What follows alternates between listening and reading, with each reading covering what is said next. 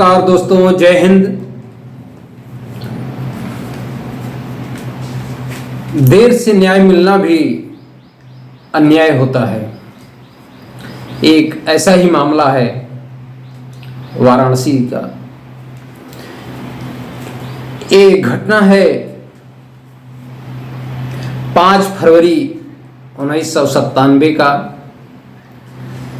एक व्यक्ति लोहता के बखरिया गांव निवासी राजेंद्र प्रसाद सिंह जी का, जो अपने बच्चे को लेकर के बनारस आते हैं दवा के लिए। बाजार में आने के बाद बच्चे की भी काफ़ी इच्छा रही होंगी कहीं कहीं घूमने टहलने की, तो बच्चे को घुमाने के लिए भी वो एक बस पर बैठते हैं और बस पे सीट को लेकर एक व्यक्ति से विवाद होता है। और विवाद इतना बढ़ जाता है कि थोड़ा उस व्यक्ति से हाथापाई होती है। और उसके बाद वहाँ करीब जो चौकी होती है, सुंदरपुर चौकी, तो सुंदरपुर चौकी पर तैनात जो दरोगा जी थे वो आते हैं, जिनका नाम नरेंद्र प्रताप सिंह होता है। वो आते हैं और राजेंद्र सिंह जी को पकड़कर चौकी पर ले जाते हैं। जैसा कि आरोप लगाया जाता है कि राजेंद्र सिंह जी के साथ चौकी पर मारपीट की जाती है, उनको प्रताड़ित की जाती है। प्रताड़ना के कारण चौकी के अंदर ही शाम को उनकी मृत्यु हो जाती है। मृत्यु चौकी में होने के कारण आरोप लगाया जाता है उनके ऊपर। एक कहानी गढ़ी जाती है। इनकी फरवरी का महीना था, इसलिए ठंडी थी, तो 1 साल लिए हुए थे। तो वहां पर एक दरोगा जी होते हैं, जिनका नाम राधे श्याम होता है। वो विवेचना में आरोप लगाते हैं कि राजेंद्र सिंह जी द्वारा साल से पंखे में फंदा बना करके आत्महत्या किया गया। इसके बाद पुलिस ने मामले को दबाने के लिए आत्महत्या बताने की कोशिश की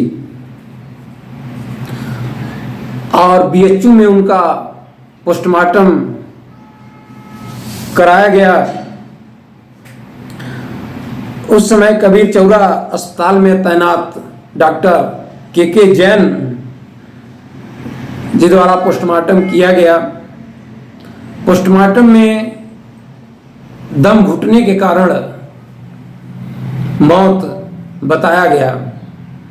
डॉक्टर जैन द्वारा शरीर में निशान व गले में चोट के निशान, जख्म का रिपोर्ट में विवरण नहीं दिया गया।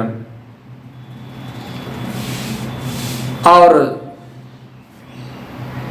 सुबह 5 बजे हरिश्चंद्र घाट पर बिना परिजनों के बताए दाह संस्कार कर दिया गया। राजेंद्र प्रसाद जी की पत्नी द्वारा मामले को मानवाधिकार आयोग में दायर किया गया। मानवाधिकार ने मामले का संज्ञान लेते हुए सीबीसीआईडी से जांच कराया। तो सीबीसीआईडी द्वारा रिपोर्ट में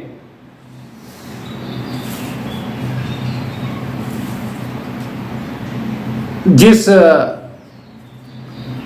आत्महत्या के कारण मौत बताया गया था, जो साल के सहारे फंदा बनाकर पंखे से लटक कर आत्महत्या का जो कहानी बनाई गई थी, न तो पंखा था वहाँ, न तो कोई साल था।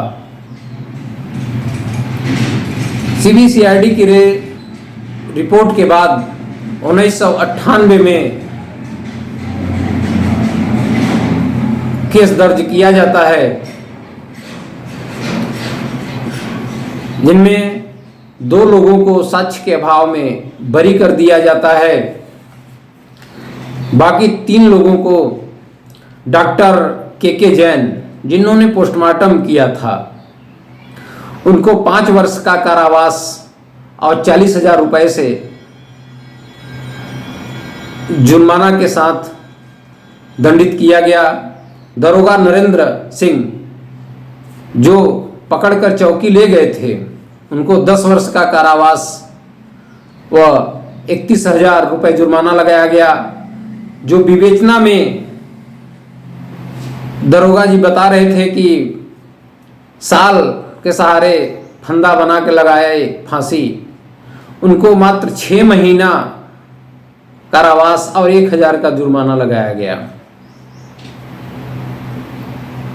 और जुर्माने की राशि को 50% स्वजनों को देने के लिए जज महोदय का आदेश हुआ।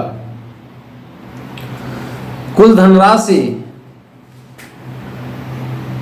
40, 31 और 72,000। 72,000 का 50% 36,000 हुआ और 29 साल लग गए मुकदमा लड़ते हुए परिजनों को। 29 साल में कितने बार कोर्ट कचहरी गए होंगे, कितना कागज पत्तर लगा होगा, तो क्या 36,000 रुपये से उनकी भरपाई हो जाएगी?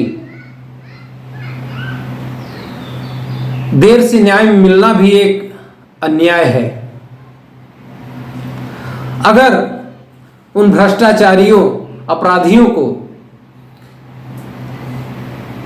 पहले ही सजा मिल गई होती तो कितने लोगों का घर बच गया होता। अगर उन पे आरोप लगा है, अगर वो भ्रष्टाचारी हैं, अगर न्यायाधीश महोदय द्वारा उनको दोषी पाया गया, तो इसका मतलब वो जब तक सजा नहीं पाए थे, 29 साल घटना से 29 साल के बीच में कितने ऐसे ही कांड, झूठे भ्रष्टाचार इन दोषियों ने किए होंगे। अगर हमारी न्याय व्यवस्था थोड़ा जल्दी मिल जाए, अगर लोगों को जल्दी न्याय मिल जाए, तो दोषियों को सजा होने पर समाज में कितने के साथ अन्याय नहीं हो पाएगा। अगर किसी चोर को एक बार चोरी करने पर पकड़ लिया जाए और उसको सजा हो जाए, चोरी करने के बाद अगर उसको सजा हो जाए 1-2 महीने के बाद, तब तो ठीक है। लेकिन अगर उसको 10 साल बाद सजा मिलता है, तो बीच में वो 10 साल कितने लोगों के यहाँ चोरियां करेगा, वो कितने शिकार होंगे उसके। इसीलिए मेरा निवेदन है कि अगर न्याय व्यवस्था, लोगों को न्याय जल्दी अगर मिले, तो कितने घर तबाह होने से बच जाएंगे। कितने लोग तारीख पे तारीख कोर्ट कचहरी जाने के लिए कितने काम छोड़ देते हैं, पूरा दिन खराब हो जाता है कोर्ट कचहरी का चक्कर लगाने में। इससे बचा जा सकता है। 29 साल मतलब 3 दशक बीत गए न्याय मिलने में। जय हिंद, जय भारत।